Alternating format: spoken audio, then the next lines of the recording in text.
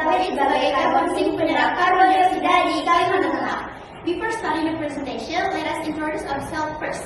Perkenalkan nama saya Aksila Yasmin Alfariusi sebagai peneliti 1. Dan perkenalkan nama saya Alfi Fatullah Merah sebagai peneliti 2. Perubahan iklim terjadi akibat peningkatan gas rumah kaca, terutama karbon dioksida dari aktivitas manusia yang dapat mengancam keseimbangan ekosistem global.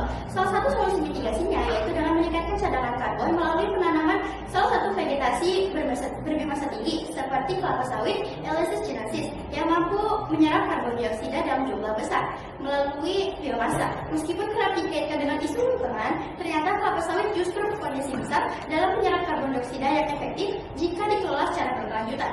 Di wilayah Purwarenin Timur, Kalimantan Tengah memiliki perkebunan sawit yang sangat luas, tetapi penelitian tentang serapan karbonnya masih sangat minim, sehingga penelitian ini bertujuan untuk menganalisis potensi penyerapan karbon dioksida oleh perkebunan sawit berdasarkan estimasi biomasa dan stok karbon, dengan hipotesis bahwa kemampuannya akan semakin meningkat seiring bertambahnya umur tanaman. Penelitian ini menggunakan metode kuantitatif deskriptif untuk mengukur seberapa besar potensi serapan karbon kelapa sawit oleh perkebunan kelapa sawit di Kalimantan Tengah.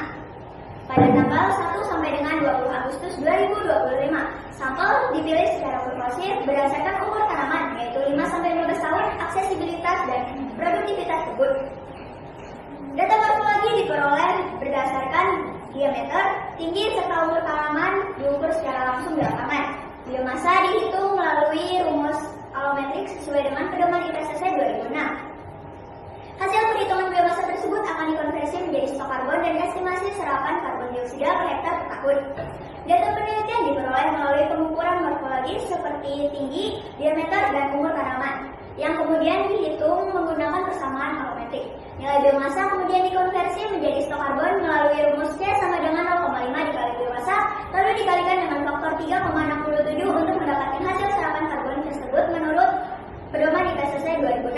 Hasil pengukuran menunjukkan pertumbuhan tinggi meningkat signifikan seiring pertambahan umur, sedangkan pertumbuhan diameter cenderung melambat pada usia tua.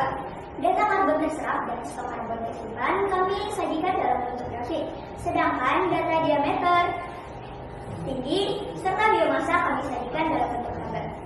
Hasil analisis menunjukkan adanya peningkatan signifikan terhadap stok karbon dan serapan karbon yang signifikan dari umur 5 tahun hingga 15 tahun. Pada umur 5 tahun, serapan karbonnya sekitar 51,67 ton per hektar per tahun, dengan stok karbonnya sekitar 14,8 ton per hektar per tahun. Sedangkan pada umur 15 tahun, angkanya akan meningkat menjadi 315,69 ton per tahun, sedangkan stok karbonnya sekitar 86,2 ton per tahun. Peningkatan ini disebabkan oleh akumulasi biomasa yang semakin meningkat pada usia tanaman tua, terutama pada bagian batang dan kelopak bawah. Temuan ini juga menegaskan betapa pentingnya pengelolaan perkebunan kelapa sawit hingga usia produktif optimal untuk maksimalkan cadangan karbon hayati dalam upaya mendukung mitigasi perubahan iklim.